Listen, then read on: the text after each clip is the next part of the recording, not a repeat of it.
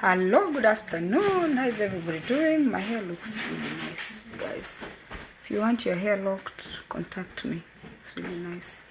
The hairdresser that did my hair is very nice and reasonable. Okay, so it is raining in New Jersey, and most of us are indoors, so I figured I should come and use my time well, because we have Facebook, and this is the platform where we come and interact with one another. So my name is Penny. If you're finding me for the first time, most of my videos I do them from the car, so I call it Car Talk. Penny's Car Talk, but my page is Keeping Up with Penny O. If you're finding me for the first time, please like my page and share the videos that I have up there. I have reels, they're called reels. I have videos that I do every day. Come out there and like them. Okay, I'm not going anywhere. And that's going to help me continue supporting myself to run this YouTube channel. Okay, so I was looking for this page so I can pin it. Let me see, I'll do that. Okay, so we want this to be interactive. If there are any men that are willing to come to the show, please come. It will be nice. We want to talk to our African men living out of Africa, not just Kenyan men, out of Africa. I have been reading this book. This book is written by a Kenyan man, and he's written 50 memos, different things that he's talked to men about, and that's what I want to just briefly talk about, because I'm seeing a future that looks very bad for our men that are living out of Africa. The men that are in Africa, most of them, they have really, the community is there, and they have that reminder of the community, and they are putting their acts together. Or rather, they go home on a regular basis. When I say home, meaning the village, they've put up a house, they're buying plots here and there. The men that are in Africa, they are still, it's prestigious to own something. But when we come to countries like this, I don't know about Europe, but in America, when I look at our men here, I'm lost of words of what's going to happen. And I'm talking from observation. So I don't know about other states. If you're one of those men that has your act together, that you're doing what you're supposed to do, it is okay. More power to you, and we want to thank you. But what I've seen here in New Jersey for the past 29 years I've been here, it looks like the future of our men is not looking good. So if you have a plan for yourself after 50, that is really nice. And you know what? It is coming. And what's going to happen, you will see what's going to happen. Before I even tell you what's going to happen, let's talk about our mothers, okay? My mother and several of other mothers that left Kenya and came to America. Once their children finished school, they packed their bags and they came here to help us with the children. They are saying they are helping us with the children. And there are many in Minnesota, in Texas, in Jersey City. Most of our Kenyan mothers are here in America. Where are their men? Where are the fathers? Where is our fathers? Our fathers are left in Kenya, especially in Kisii, because we are farmers, with the chicken. Our fathers are in the village taking care of chicken with mfanyikazi. Mfanyikazi is a worker.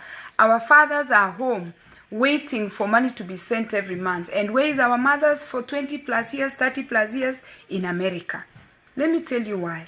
And this is not about to change. Women don't forgive. Women are very unforgiving. I want to tell you that now I can take this pen and walk around with it for a few minutes and place it somewhere right now. And I try to remember where I put this pen, and I cannot remember where I put this pen. Okay, as we get older, we lose our memory. But I want to tell you, the first 6 months I was with my husband, the first 6 months, even a year, I can tell you exactly the things he did to me. I never forgot. I don't know why, but we just don't forget. You know why? Because when we find love, we are very happy. Women are very happy to find love. Women are very happy to be in an intimate relationship with a man. Finally, after you've lived with your parents, now you finally this man that you're thinking that he's your whole world. That's what happens when we get into the relationships. You're thinking like, oh my goodness, there's a future here. Even some of us who are not planning to get married and have children, because that used to look dark, because we didn't see good marriages that were modeled to us. So we did not really think that we were ever going to get married. So now we grew up knowing, and my father told us all the time, especially my siblings, my father reminded us that in future there was not going to be marriage. I don't know how he knew, but he kept telling us that, you know what, my girls, make sure you're financially stable, make sure you're self-sufficient, because the future is not going to be easy, and the future you might not get married. But my dad gave conflicting advice, and I know why he gave that conflicting advice to my brothers. He told my brothers that, you know what, brothers, go find a woman and get married. Life is not going to be easy for you guys without marriage. My father would say that. I just did not understand how he was giving us advice not to be married, and he was telling my brothers to be married. And he advised them. He said, don't go marrying from poor families. He was not against poor people, but he had taken himself out of poverty.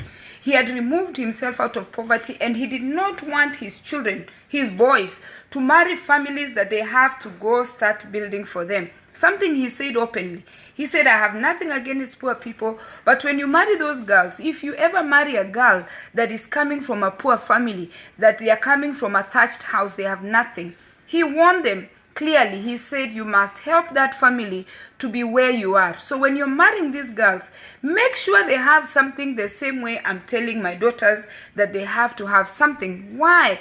Just in case you drop dead, that woman is able to raise your children without you. That woman is able to bring money home, because you know the future didn't look like it was promising that men are always going to have jobs. So he told them, don't marry a woman that is not educated.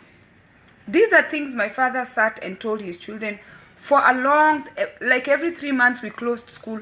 These are things that he said to us. And he would tell the girls, if you ever choose to marry, and if you ever think marriage is a thing for you, don't marry into a poor family, because you know what? You must help them. When you love someone, you love them fully. You are not going to start telling your new husband how he cannot educate his siblings. And he would tell us, your foremothers, I educated their siblings, I paid their school fees, I did everything for them to remove them out of poverty. And guess what? I don't want you children to go back to that system where you have to marry this man that you have to support. And guess what? Finally, when you grow up, you find out that it's nothing against poor people. It is because he doesn't want you to go back to where he has already taken you from. So nobody hates broke people. Nobody hates people who don't have money. It's not the hate. But some people are broke because they are lazy, because of the choices they make. So that brings me to my topic this afternoon. We are talking to Kenyan men, especially the men who are living in America. Okay? And I'm saying it in the nicest way that I can say it. Even the men, most of the men who lived in Nairobi, they are the ones we are talking about now who moved to America and they live in America. These men here, they are here. I am telling you guys, I don't even know the nicest way to say it. Some of these men have no plan for the future. You see the t-shirt I'm wearing is saying Spangwingwi. Okay? And now that I told you guys, we don't forget. I remember everything that I've gone through in my marriage for past 27 years. Okay? And when you see a woman staying with you, quiet, and still making love to you, and still cooking and cleaning your house, let me tell you, that woman is not just there in love with you and trying to redirect you. No, a time is going to come when they are going to leave. And what is that time?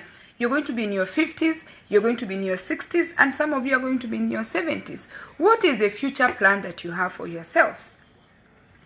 Okay, so if we can do the memos, there's just a few memos that this guy put out here that I thought were interesting before I go to the other things that I wanted to say. Okay, you'll be alone in your 50s, he says. This is chapter 4. You're going to be alone. He has recommended 7 things for you by the time you turn 50. Okay, he's saying invest in your health now. Your lifestyle, normalize going to the doctors, Normalize not drinking too much. Take care of yourself. Learn to cook, men. Nowadays, the women don't even have time to cook. I didn't know I was planning to cook, by the way. I'm not still a good cook. I was not planning to cook for any man. Because you know what? Why should I cook for any man? I was thinking that I was going to have a house help who was going to cook. But fast forward, coming to America only to find out there was no cook. So, this guy is telling you, learn how to cook. That is number 2, okay? Have a skill. Have a skill that you can fall on besides your 9-to-5 job. Have something that you can fall on in case, you are let go from your professional job, okay? Transition with your peers. Some of you came to America 30 years ago. Look around you. Some men never even sit to think and say, I came here in 1991. I came here in 1992. Look at your portfolio. What does your portfolio look like? What are your friends doing? You're not supposed to compare yourself with your friends, but you can see that your friends, they are buying homes, they are renovating homes, they are putting up a house somewhere, they are starting a business together. Like you are here 30 years. Look around and ask yourself, what is going on? Move with your friends. You can't just be stagnant doing the same thing that you've been doing for years. Okay? He's telling you, if you're from Africa, go put up a house up country. So when you go, you don't have to sleep in the hotel. Those houses, they are not just houses. Okay? When you are looking at the news and we saw what happened in Ukraine, those Nigerians who were in Ukraine and never had anything in Africa, they were crying. They were not even allowing the Nigerians to even board and get help. No. She is telling you, if you're from Africa, take a little money and put up a house in up country, even if it's a 2-bedroom. Okay? The other thing is, join a church. Okay? Because some of you are going to have diseases that you're going to live for a long time bedridden. The church members are going to come and wash you. The church members can come and feed you. The church members can come and bring you a fresh meal, because you're not going to be able to enjoy the nursing home food. The nursing home food is not really good. So now, he's telling you that church is going to help you to create a community, and they know that you're around, okay? The other thing is, dress good, okay? Let me share this video while I talk about this. Dress good. He's telling you, men, most of our men here in America, I see them waiting to go. Our Kenyan men, I'm speaking about Kenyan men. I don't know about the Liberians and the other countries. I see a lot of Kenyan men that I know that only shop when they are going to Kenya. Why would you wait to shop when you're going home, when you can groom yourself? Why can't you just buy nice clothes? Because you're working, you earned cash, you're not doing any self-care. You're taking all your money, you're sending your money to, I don't know to who you're sending your money to, and you have never dressed yourself good, okay? Number 8, he says, save some cash for yourself. For those of you who don't know, I run the Kisi groups. I have Kisi groups, and I have one for men and women, and I have one for women. What I've been telling women since 2017, out of all the money you earn, I tell women, put away 20%. When I talk about 20%, 10% you're giving to charity, you're giving back to the community. 10% you are saving, literally saving. If you don't have a retirement account, you can open a retirement account where you're putting out of $100, put $10, and then $10 do charity with it. So give away 10%. And save 10%. Do something to somebody, okay? You cannot just have a life where you're not giving back, where you are always broke. Give back to your community, okay? Have a private account. My husband always stresses this point where he says that, men, when they make money, they give all their money to their wives, or they give all their money to their children. Let me tell you, we have grudges with you since we met, since like day one, the first day you hurt our feelings. We'll tell you, don't bank on a woman who's waiting for the last child to go to college to pack her bags and go, the way our mothers moved from Kisii and moved to America. These mothers, these Kisii mothers who live in America, don't mention Kenya. If you mention Kenya, they're going to come after you. These women don't want to hear the word Kenya. When you say the word Kenya, it brings the bad memories of their men who they were married to, who treated them like trash. And not just the men, the in-laws in that area, like where your mother was married, those neighbors, everybody was treating your mother bad because she was a foreigner. And you know, they did not give your mother peace. No, they gave your mother hell over time. The uncles, they are those aunties who are like terrible sister-in-laws. Everybody was giving your mother hell. So now when these women got a chance that their children migrated to America, and they came one way, and you're going to tell your mother that, you know what now, mom, I'm going to take you to the village. They would rather just die immediately. Why? They remember the life that they went through. Okay? So don't trust that a woman that you're giving 100%, which I trust 100% that my father gave 100% to his children. Men who are polygamists, you can trust that you are giving your wife 100%, your wives. Let me tell you, those women are waiting for the right time to abandon you, and they will never look at you again.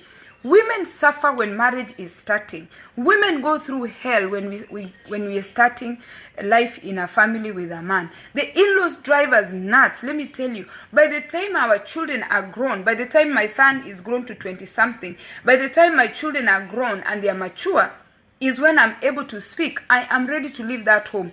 And most of the time, I'll just tell my son to buy me land and just remove me from that home. Okay? Because you know what? In the beginning, we suffer a lot. But we put up with a lot because we carry the children for 9 months. We don't want to abandon the children. So we are like, you know what? We're just going to stay with this man until the kids grow. Until the kids grow, what is that age? It is 50. It is 60. It is 70. And we are going to pack our bags and just go one way. So take good care of yourself. Invest. Have something for yourself. Because these women are just putting up with all these things, waiting for the right time to go. Okay? So now, a couple times, the other things that we have gone through here in America, a lot of men don't have who is the next of kin in their place of work. When I talk about next of kin, some of you Africans who are married to somebody, maybe an American or somebody from Africa, Ukraine, and then you went through a hell of a time. For some reason, you end up divorcing. You end up divorcing, but you've never gone to your place of work to change that paperwork and put your children. You've never gone back to your place of work to change who is to take over when you die, right? There are people who have dropped dead. And then when they go back to their job, like there was one at my place of work, they tried to find next of kin. He had put a roommate, and that roommate had moved, and he doesn't know, nobody knew where that roommate is. And in America, and in maybe developed countries, if you have put Penina as your next of kin, I am going to get to, I'm your next of kin. They cannot change and say, you know, that roommate is no longer there. So men, most of you are not planning for your end life. Like now you're gone, you're no longer there. What's going to happen? Okay? When you're dead, we cannot come and talk to you. We can't decide for you. So you need to know when you die, whatever you have, what do you want us to do? Especially us who are married to you. We don't even know if you want to be taken home, or we don't know if you want to be buried here. We don't know what some of the investments you have. And some of you have investments, you know. I don't know about other tribes, but the Kisi men, most of the investments are with their sisters, okay? Or with their mothers. The Kisi men they are not, and when I say Kisi men, I'm not saying all of them. The majority that I know, they don't trust these women they are married to. In fact, they are married and they are saying, this woman can take my things anytime. I don't know about the other tribes. But you know what? You have bought land, you've invested in your sister's name, you've invested in your mother's name or your father's name, and then you drop dead. You have children. How much do you love your children when you invest in your siblings' names? Ask yourself. Think about it. You married a woman. You are the one who picked her. You had a lot of choices, but you decided to marry that stupid woman. You decided to marry a woman that was useless. That, you know what, in case you die, she cannot take over. Only your sister can take over. Only your mother can take over. Can you imagine the age difference between you and your mother and your children? And you're putting your mother as the next of kin. Or you've bought land in your mother's name. If your mother's died today, that land has to go to all the siblings. That's your hard-earned cash. Men who live in here in America, your children are going to suffer if you drop dead. Okay. Another thing is, it's called advance directive. if you're going to die, do you want to be resuscitated or you just want to die? You know, some of these people in America, they ask all these questions. Some of you don't even know you're not even thinking you're going to die. You understand? You're just thinking that you will always live forever. Very few people live forever. And when you live forever, you are like 100 years, you don't know what's going on. Okay, the next point. Some of our men who have parents, some of our men who have mothers, some of our men who have fathers, they've taken these parents and they have brought them to America. And listen to me. You take your mother, you bring your mother to your house. If they are Kisi mother, let me tell you, I don't know about the other tribes. I have to only speak about what I know. When my mother-in-law comes in this house, she comes in this house saying this is her house. That's an African culture, tradition that is not going anywhere. So you bring your mother from Kenya, you bring her one way, you bring her to your wife's house. So now there's two women in your house, okay? Kenyan men, listen to me carefully. You love your wife and you love your mother. But do you know that it is very hard for your mother and your wife to coexist in one house? The one mother that lives with the son has made it her job to wake the son up every night because somebody is calling from home. The son did the mother a favor and put a phone for her, and she has a phone for you can have WhatsApp. They've put these mothers on their plans. As soon as they get to bed like this, that mother is always running to the bedroom. And these mothers are not afraid. And they are Kisi mothers. They are not afraid. They knock the door and say, James, the phone is coming. Pick the phone. James, these mothers have 2,000 plans with phone calls day and night. And you know what? They are permanently staying in your house. Some of the mothers that have been moved here help their son, whatever decisions they are making, the decisions are made between the mother and the son. Your mother was married the same way you married your wife. You bring your mother to your house. You have a wife. If you trust your mother that much, can you marry your mother? No. Your mother had a husband. Where is the husband? You left the husband to take care of the chicken.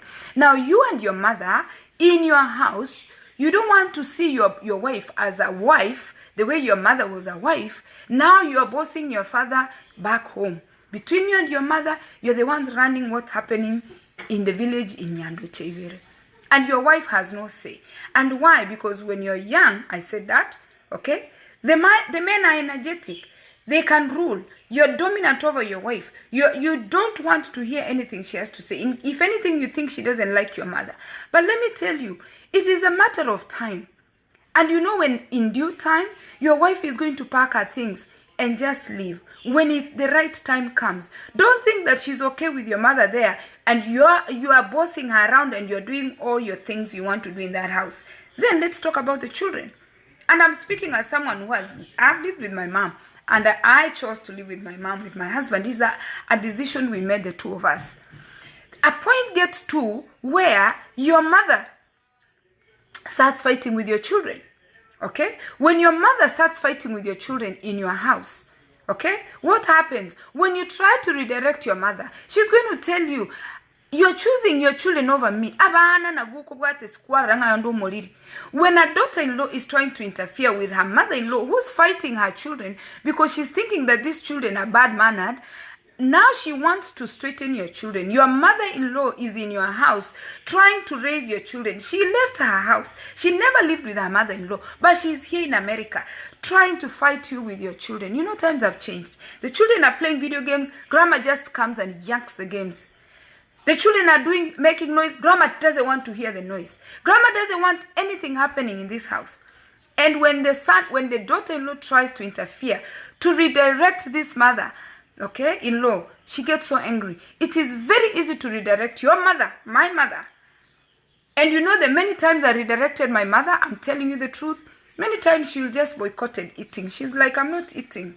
You're going to tell me like that? You're choosing me over the children over me? Like those are expected things when you're living together. I lived with my mother and I can tell you all kinds of stories.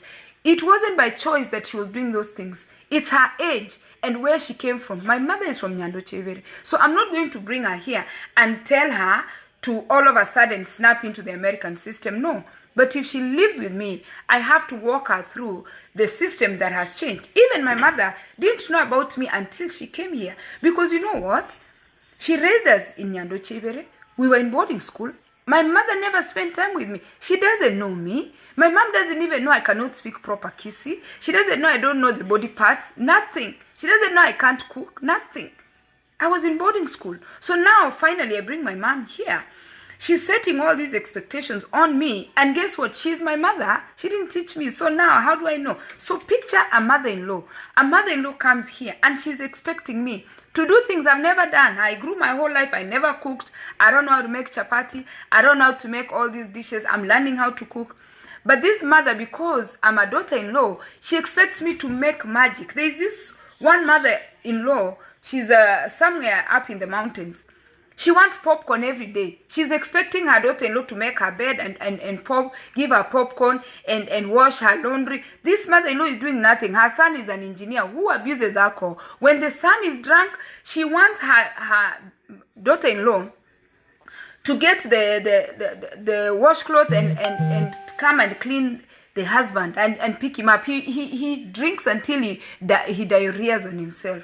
He drinks until he pees in the living room. When he's drunk, he's a nuisance. His mother can put up with that. So now he wants this daughter-in-law. He's telling her, I throw chi oyonde njonga na kurusitika.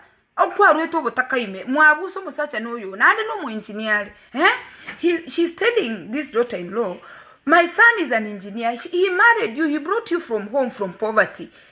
Clean him. Clean the shit. Make sure your husband is in bed. And this man is totally drunk half the time. As soon as he gets home, he's getting drunk. Okay, that's done. We finished with that. Let's move to educating your relatives and paying for your sister's school fees. You take your hard-earned cash, okay? You don't want to take your children for swimming here in America.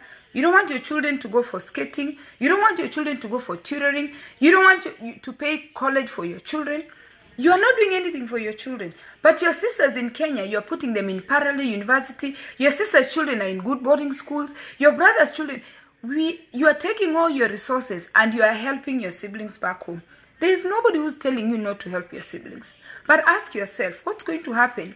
When these your sister's children grow up, they'll never remember you. Your children that you had here in America, if you drop that today, your children will go in the welfare system because you never saved money for them. Have you put money for your children for college?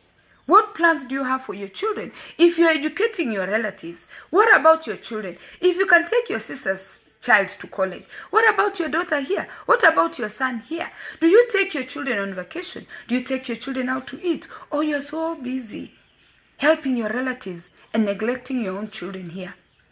Do you know the future of these children? These children are going to put you in a state-funded nursing home. Because you know what? All your money was taken to Kenya. All your money was given to your relatives. In case you die today, what is going to happen? Your children should come first, Becky. That is right. What's going to happen? How are we going to sell all those assets in Kenya so we can come here and pay school fees for your children? Let's move to the next topic. Most of you men don't want to buy life insurance. Do you know you can just drop dead? What's going to happen to your children? Life insurance is not for you. Life insurance is for the people who are left behind. Is there a proper reason that you don't have a reasonable life insurance? If you need life insurance, call me. And this life insurance, you can borrow from it. And this life insurance, you can get money when you're disabled, in case you're disabled. This life insurance, you can use it to get points to travel. There's a lot of benefits of owning life insurance. So out of the money that you're sending home, you're sending your relatives, you're doing all these kinds of things. Even if you're working, cleaning toilets or sweeping the floors, you can afford a minimal life insurance that is 10,000 to 20,000, a small life insurance. So call me. I'll give you somebody to give you life insurance. Even in Kenya, I have someone. Saving. Men, let me tell you, ego is going to finish you. Me and you know your bank account belongs to you. You're the only one who knows how much money you have in your savings, okay? When your boys call you for a drink, if you don't have money, redirect them. You need to put money aside for you, for your future. You need to save some money for in times of sickness. You need to save some money in case you lose a job. You can lose your job anytime. You can be sick anytime. It is hard to save. You can save if you start putting a little money away. It's a habit that you have to get used to. With time. The next one is investments. Men, women are all in kinds of groups. Chamas are the oldest things that have been existing during our parents' time. Why did chamas exist? When women got married into a home, I'm married to Bwenzao, I'm a stranger there. So for me to thrive in Bwenzao, I have to join the community chama. I have to join the women group in the village. And in fact, if I don't, then I won't belong. So what happens, in the process of women joining chamas, we are doing investments. Men, ask yourself, look at your savings account first, look at your retirement account second, and then look at your investments. Be truthful to yourself. Look, ask yourself, how much money have you put aside for your future? Now, there is nothing wrong with building a 4-story in Nyamataro. There is nothing wrong in building a 4-story in Syokimau. Some of us do it for investment, and some of us do it to show. If you are a man who lives out of Africa, you have one leg in America, you have one leg in Africa.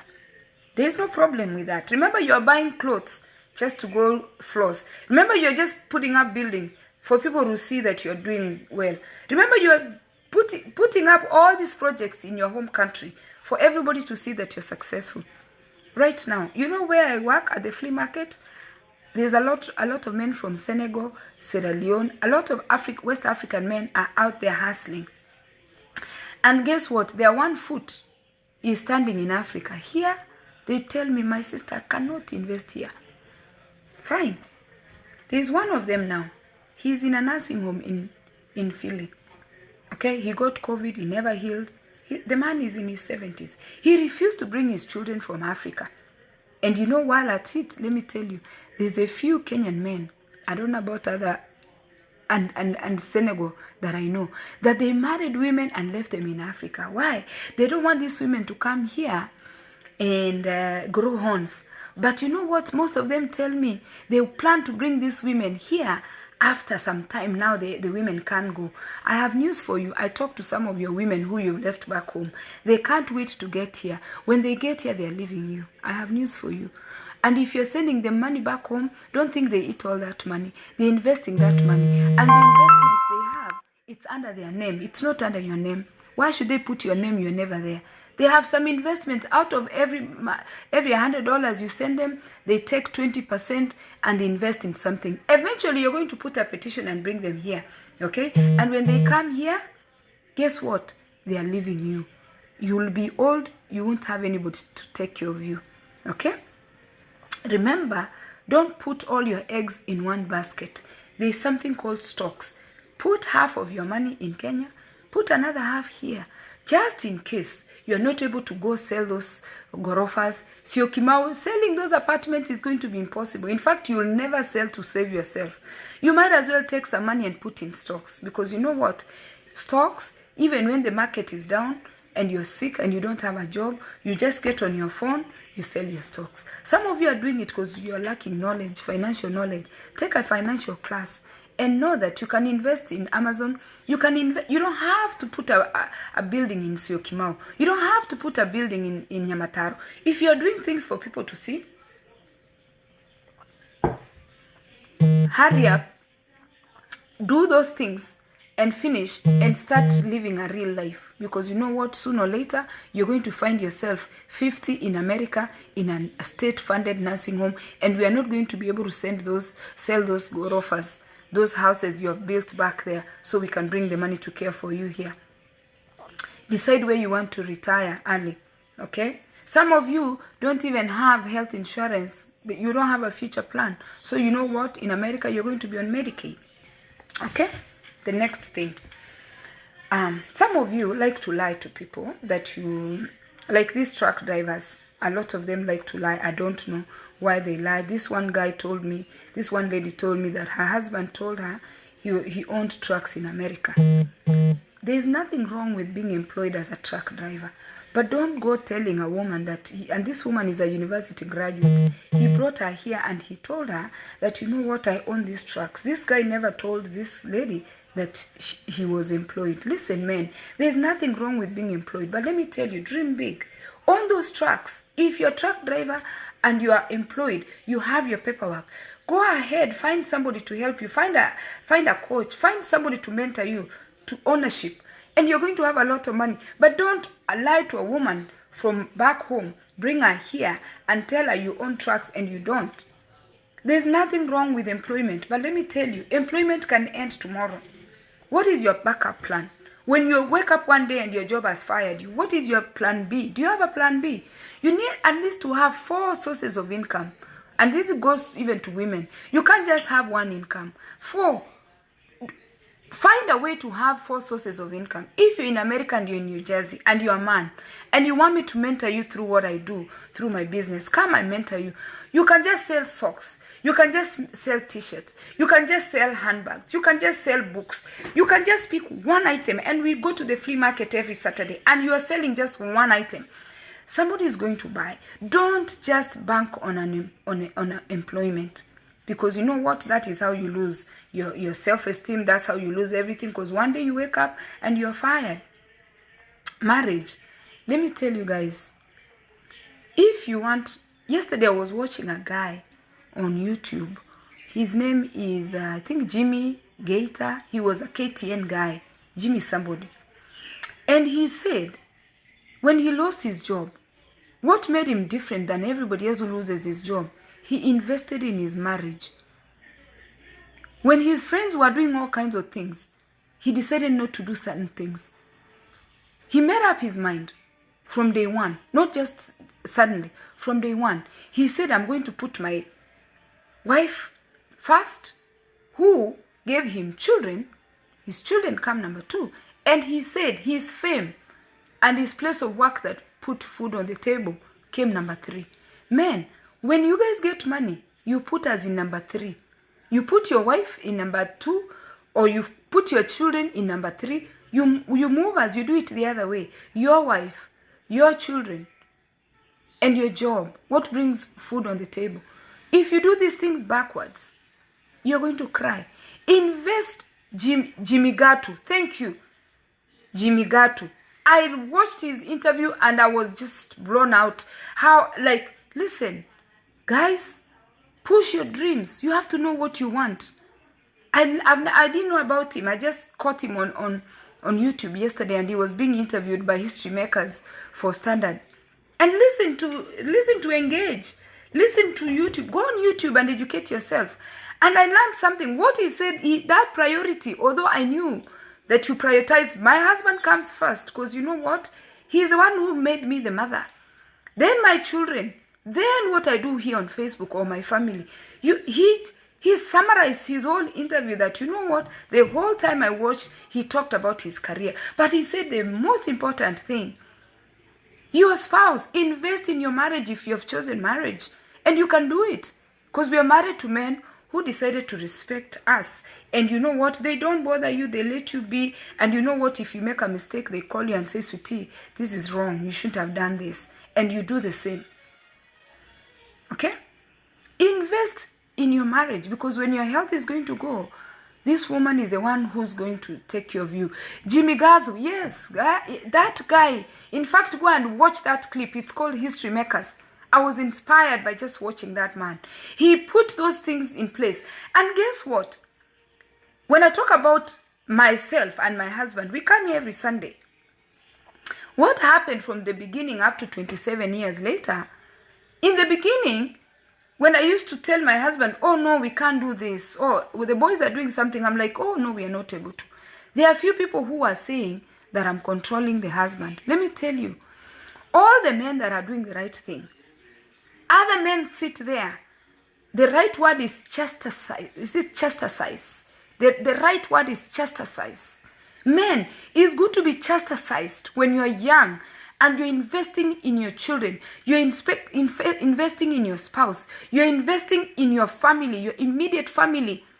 It's good for your friends to call you a sissy. It's good for your friends to tell you umekaliwa chapati, that you've been sat on. Believe me, now I know. A man who's been sat on is a man who calls his friends and says, no, today I'm not able to come because we have something with my family. Invest in those children, invest in your marriage, because it's not easy. Boys who have no plan call each other every weekend. Only small boys can meet every weekend. A man with sense meets his boys once or twice a month the most. Only small boys are out there drinking and chasing girls. Only small boys run around cheating. Only small boys disrespect the wife in front of his friends just to show that he's a man. Spiritual. My house, we pray at 9 o'clock every night. And my husband gets a chance to pray. I pray. The little one gets to pray. Prayer in this house is in rotation. I'm not 100% successful, but as a woman who has lived here for 29 years, there are things I've observed and I have learned. Some things I made mistakes. And I wish I could take times back and do good. And it is too late sometimes. Some things, it's too late to go back and fix it. But now that I'm able to use this platform to talk to men, life is not going to be easy for you. Becky Isaac is saying, I don't want to get married to a man who wants to be given the title of a husband or a father, but a partner with some sense of family. Let me tell you, love is a beautiful thing. Men, you can't convince a woman from wherever you found her that you love her, and then you get to the house. Now all of a sudden your mother comes first. All of a sudden your sister is in my house throwing tantrums. All of a sudden I'm going through hell because we are fighting over your siblings. Let me tell you, a time is going to come when we are just going to pack our things and go. We did not meet so we can be fighting over your siblings. We did not meet so we can be fighting over your family. We met so we can make a home. Your family might look like, oh, my brother has been sat on. Believe me, you are sat on. When your wife says, let's go do something and you are going, oh, they are going to say you have been sat on. It is good to be sat on, but you know what? You have your family together. Another thing Jimmy said that is coming up, I didn't get there. If you become a grandparent, I'm told you have not lived until you become a grandparent. And he said something. He invested in his children. He raised his children. They put all their little money in their children, good schools. He said for him to see his daughter having children and raising children and being such a wonderful mother to his children, to her children, he says he wanted to cry about that. We are not just going to be fighting about your boys. We are not just always going to be fighting about your mother. We are not just going to be fighting about your sister. We are having grandchildren coming soon. So are we going to enjoy these grandchildren if you already sidelined me? Now your mother, who is supposed to enjoy our children, okay, has made me and you not to look forward to raise our children together once you turn 50. It is not hard to love a woman. The Bible has told you how to love a woman. Especially if you choose marriage. Your wife becomes your number one. Sit there and talk to her nicely. Sit there and plan your things. Yes, I know some of you are married to women who are off. If you're married to a woman who's off, let her go. Don't mistreat her. If your woman is not the kind of woman you wanted, don't abuse her. Just let her go. There is somebody who will take that woman nicely and take care of her. Be a man and rise to the occasion and make good choices for yourself. And let me tell you, even me, who had I had a supportive husband. I had a supportive father.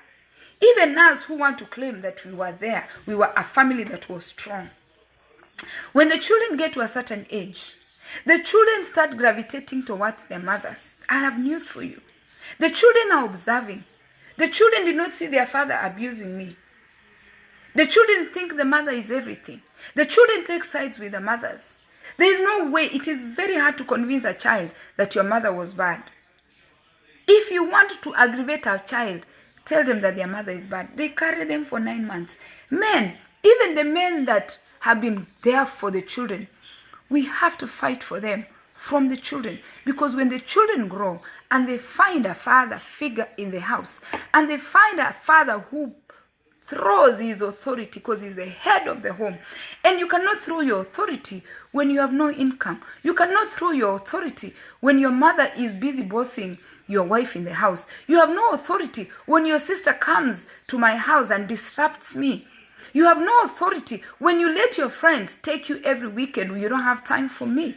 You don't have time for your children. You have no authority when you have your friends in my house every weekend. And some of your friends, after they get drunk, they start touching your wife, they start touching your children, they start doing things in your house.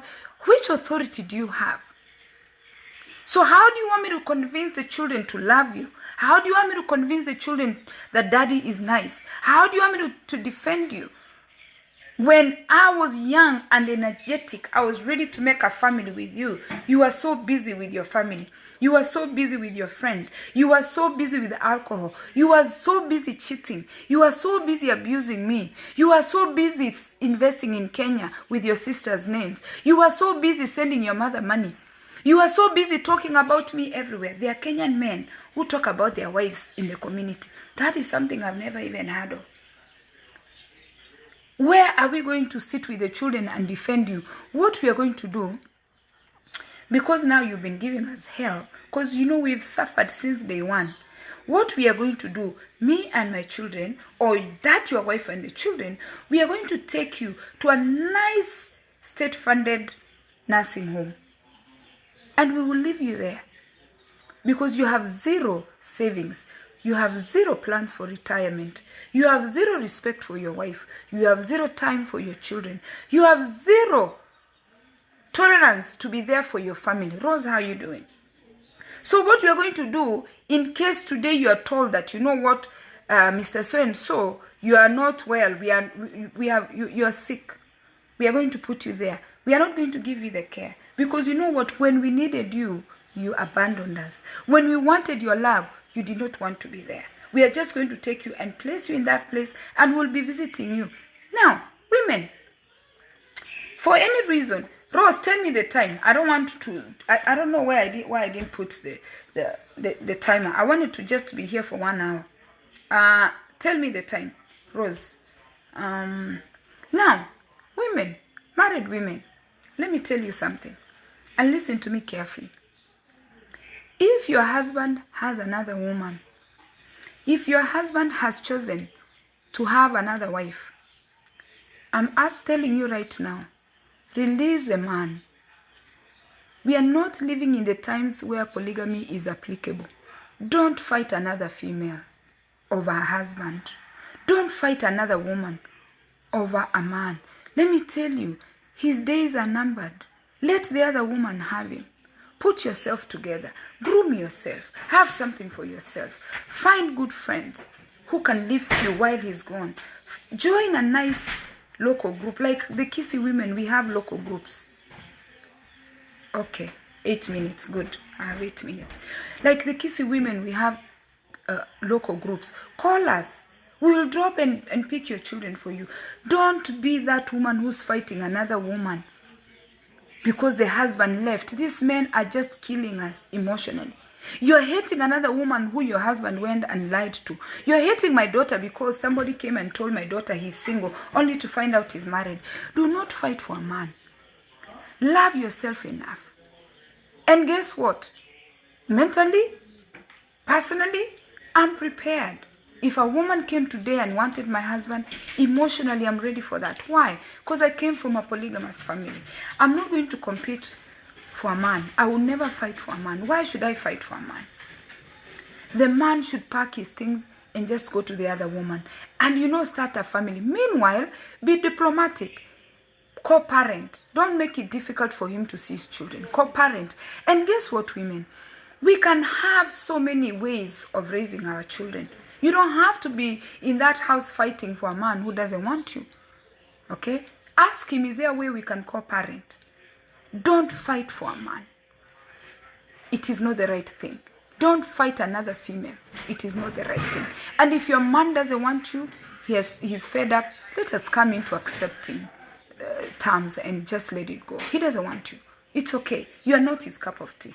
Let me read a few things before I go. I have 8 minutes. Okay. From this book. And this book, if you want it, talk to me. I'll give it to you. I'll find a way to get it to you. It's 50 memos to men. Okay. Okay, in fact, I'll go through this very quickly. These are for men. He has written 22 memos, so I'll see how many I can go through. Okay, don't ever allow anyone, male or female, waste your time. Men, it's not only men who waste our time. Don't allow anybody to waste your time.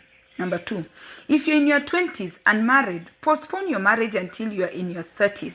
Okay, if you don't have anything, don't try to marry a wife who you cannot support, children you cannot support. So wait. Okay? Failure is there for a short time. It's not always permanent.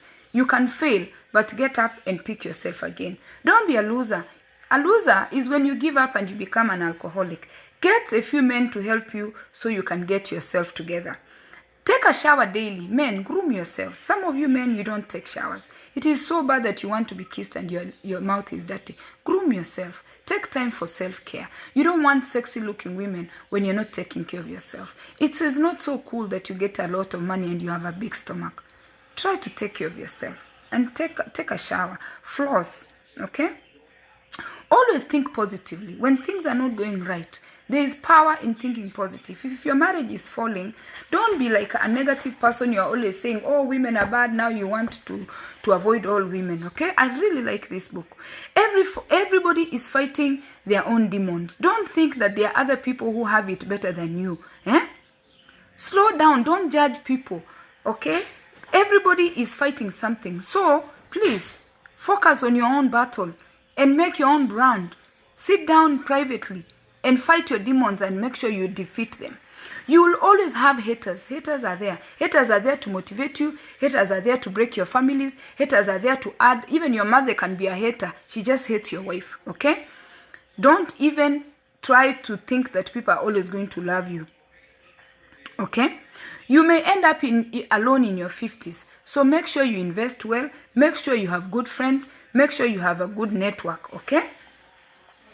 Drink for leisure and pleasure, not to drown in pain. If you're one of those men who drink just to socialize. Okay? Don't drink and you drain yourself with alcohol and you need to be picked tomorrow. Okay? Always chase high quality women. High quality woman is not about your money or like academic papers. It's about, these are the high quality women. A woman who's willing to cooperate, a woman who's willing to submit, a woman who has empathy, okay? And a woman who can be your cheerleader. Don't just marry anybody. Make sure when you're interviewing for a spouse, you're looking at those things. Don't just get anybody and marry anybody, okay? If you're a married man, be the leader in your family. People learn from seeing, not from being told. So do things that make you the leader of the house, okay? If she cheats on you, it's not the end of the world. Hey, some women are cheating. Women nowadays are eating out a lot. Walk away. Don't try to kill her. Don't try to beat her.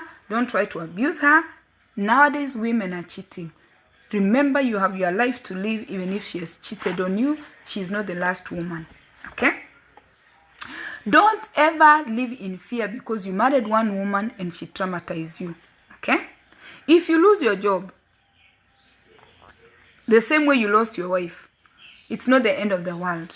You can always get another job. Okay? Oops, this is a big one. If you marry a single mother with children, take your time. Those children, even biological children, don't like their fathers.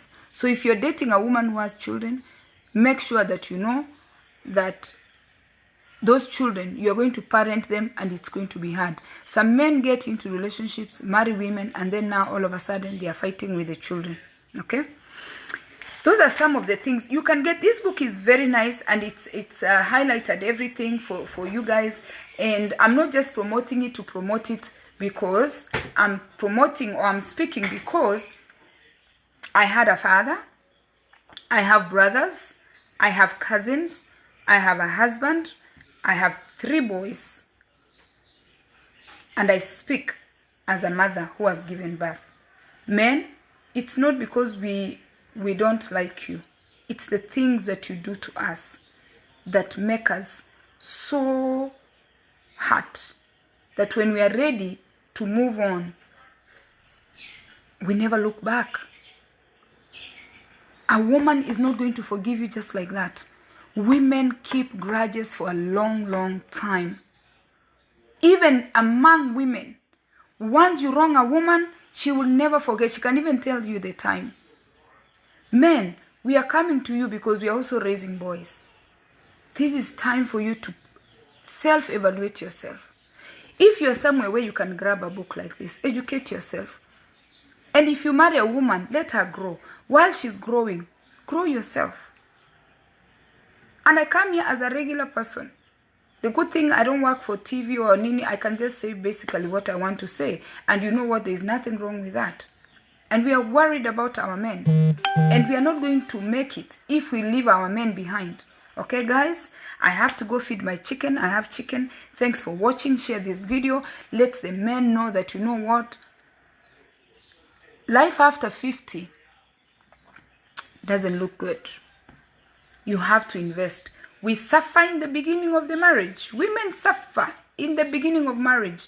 We are so hungry to want you. We are so hungry to be loved. We are so hungry to belong. We are so hungry to feel home. We are so hungry to have identity that I'm your wife. We are so hungry to be taken places. We are so hungry for you to go buy us flowers. We are so hungry for your love. We are so hungry for your touch. We are so hungry for your affection. We are so hungry for your reassurance. Some of us don't come from homes where we were ever told we were loved. We thought, oh, one day when you get somebody. Some of us, the first words we had, I love you, came from a man. My mother would never say she loves me. My father would never say he loved me. They did things that showed love. But now we thought you're going to hear love from a man. Once you get married, that is the person. Those are the books we read from the Western. They said that once you get a husband, he's going to tell you, good morning, darling. Good evening, darling. How is your day? He's going to send you a text. He's going to check on you. He's going to be like, oh, my princess, what do you want? How are you feeling? What can I do for you? What is it like? What do you want to eat today? Those are the dreams we had with our men. And we quickly find out after 6 months, it was just a dream. It is not reality. It is the saddest part of life. And yes, men, we put up with it. We just sugarcoat it. We pray about it. We take to the Lord in prayer. We see therapists. We talk to somebody. We find older women. We ask anybody, did you go through this? We are going back and forth, trying to understand that really, is this treatment I'm getting from my husband real? What is this? How am I feeling like this? Does he really love me? We are always looking for reassurance. Because you know what, men? After 6 months, after a year, after 3 years, after 4 years, after 5 years, after 27, after 30 years, you abandon us somewhere. The African woman is crying. The African woman was dreaming, especially the ones who left Africa to come to America. We were dreaming to live a life. We were dreaming to do things with our spouses. We were dreaming to hold hands. We were dreaming to travel together. We were dreaming to do great things together as a husband and wife. But the culture from Africa has robbed us of our men. Our men are not thinking about the future. Our men are not thinking about us. Our men are not thinking about our children. Our men are not worried what's going to happen to our grandchildren. Our men are not worried about the next generation. They are not securing anything. Most of our men are inheriting land from their fathers. Most of our men are fighting over their father's wealth. Most of our men are here waiting for their wives to feed them. Most of our men have no retirement account. Most of our men have no savings. What are we going to do? What is tomorrow going to look like? Where are we going with this, our children? Our children are born in America. They'll just probably get lost in the system. What's going to happen to our men? What's going to happen to us? How are we going to tell our children to forgive you? How are we going to tell our children that it was part of culture that your dad decided to go marry another wife in Kenya? How are we going to tell our children that it was part of our culture that your father invested with his mother's name? Your father invested in his sister's name. How are we going to tell our children that love your fathers anyway? How are we going to tell our children that hitting us was part of the culture? How are we going to tell our children that your father calling you a bitch, your father calling you names is okay? How are we going to tell our children that, you know what, that is how they express love? They don't know any better. How are we going to tell our children? What are we going to tell our children? Why are we in this situation? Why is daddy doing this? How are we going to defend you? If ourselves, we don't know what to do. Because you know what? We are shocked. We are devastated. We don't know what to do. We're in a country where we don't know this country. We don't understand this country. And here we are begging you, desperate for your love, begging you to come we invest, begging you to come we think about the future, begging you, you come, we raise our children. We are begging you to come that we start something for us, not community. We cannot live for the community. And we are telling you, your ego is important, but your ego is not going to take you anywhere. After some time, you're going to find yourself by yourself in your house with the same wife you've been mistreating for the past 20 years, for the past 30 years.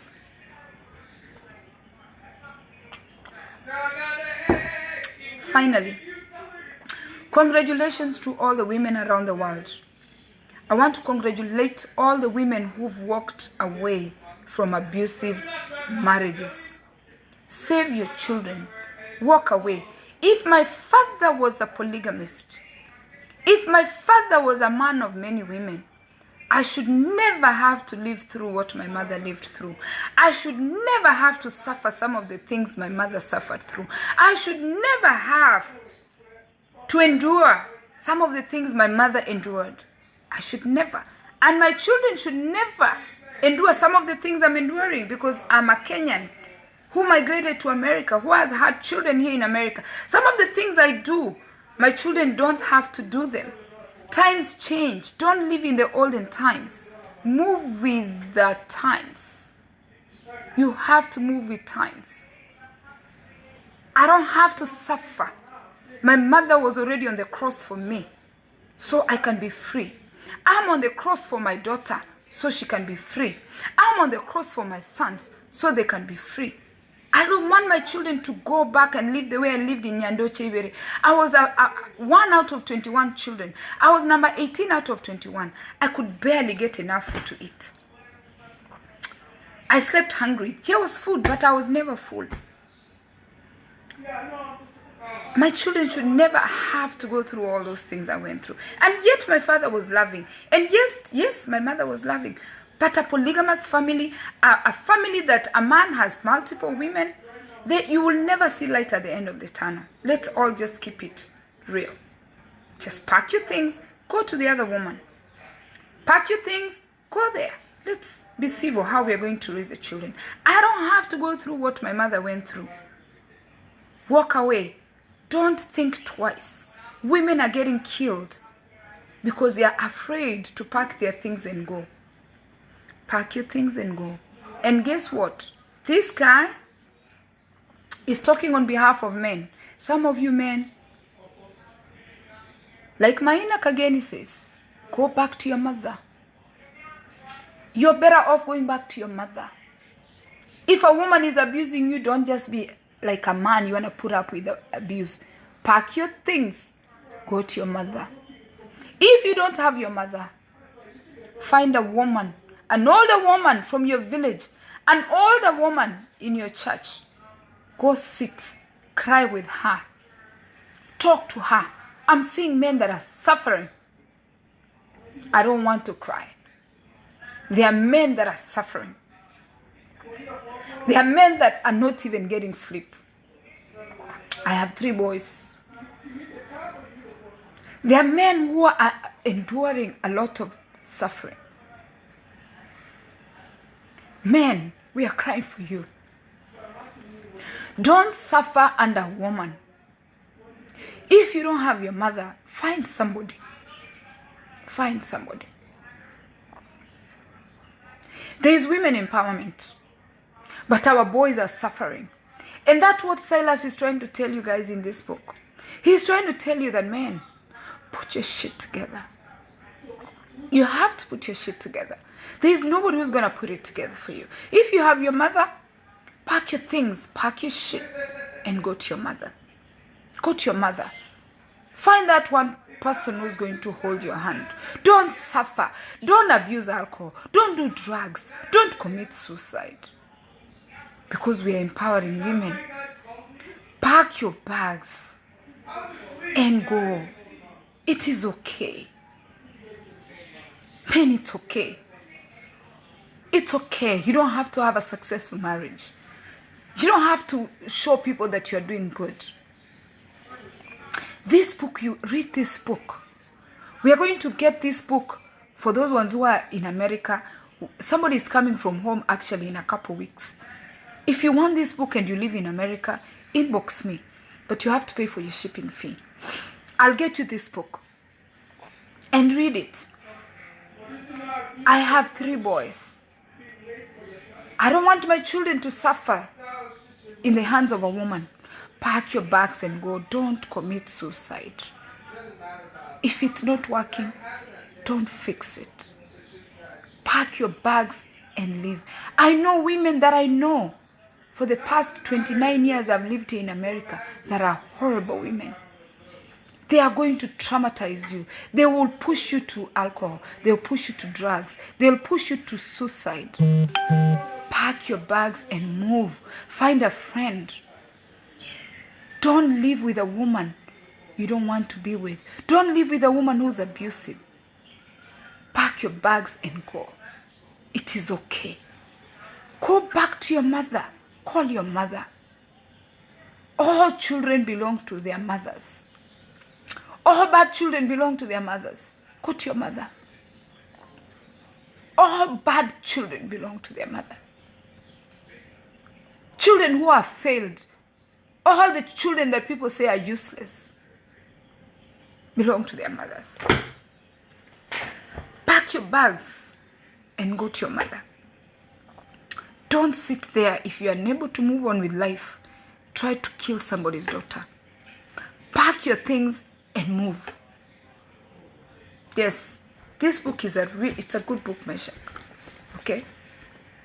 It's a good book. It's telling men to get their shit together. Men, you need to get your shit together. You have to. You don't have a choice. You don't have to stay in a bad marriage. Pack your shit and leave. Or get your shit together. Choose whichever one you want. Don't live there waiting for you to be put in a state-funded nursing home.